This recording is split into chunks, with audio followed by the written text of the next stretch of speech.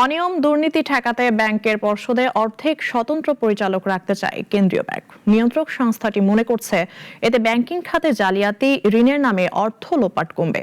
আর কেন্দ্রীয় ব্যাংকের নীতিমালায় যারা যোগ্য কেবল তারাই এই পদে নিয়োগ পাবেন। সাইদ আরমানের রিপোর্ট।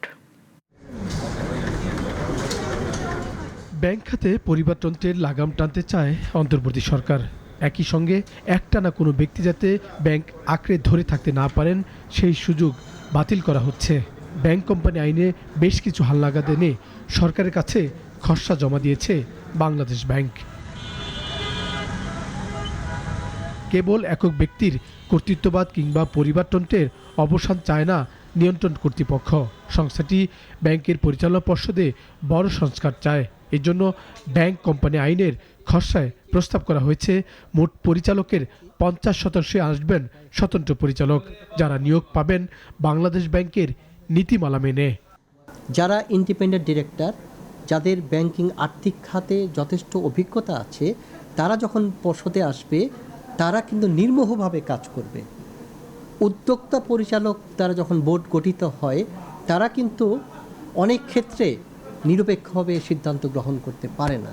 বিদ্যমান আইনে 20 সদস্যের একটি পরিচালনা পর্ষদে 3 জন স্বতন্ত্র পরিচালক থাকলেই হয়। আবার যারা নিয়োগ পান ব্যাংকের পরিচালকদের ইচ্ছায়। এমনও নজির রয়েছে, নিজেদের ব্যবসায়িক প্রতিষ্ঠানের কর্মচারী কিংবা আত্মীয়কে স্বতন্ত্র পরিচালক নিয়োগ দেওয়া হয়েছে। এতে ব্যাংকের বৈঠকে ইচ্ছেমতো প্রস্তাব পাশ করা সহজ হয়। ব্যাংকিং সেক্টর যখন দেখব যে 400 কোটি টাকা স্পন্সররা দিলেন, কিন্তু ব্যাংক ডিল করছে 40,000 কোটি টাকা নিয়ে। তার মানে 40,000 কোটি টাকার 1% হচ্ছে উদ্যোক্তাদের অবদান। সেই হিসেবে যারা 1% নিয়ে ডিল করে তারা 40%কে মোকাবেলা করার মতো সামর্থ্য তারা রাখে না।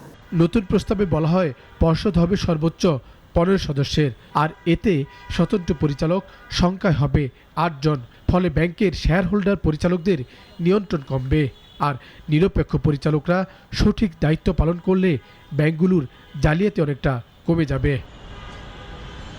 কেবল ব্যাংকের সুশাসন ফেরাতে এখানেই বড় পরিবর্তন চায় না বাংলাদেশ ব্যাংক। ব্যাংক পরিচালনায় রাজনৈতিক হস্তক্ষেপ ঠেকাতে ব্যাংকের পর্ষদে সরকারের মন্ত্রী, সংসদ সদস্য কেউ যাতে থাকতে না পারে সেই প্রস্তাব করা হয়েছে খসড়ায়।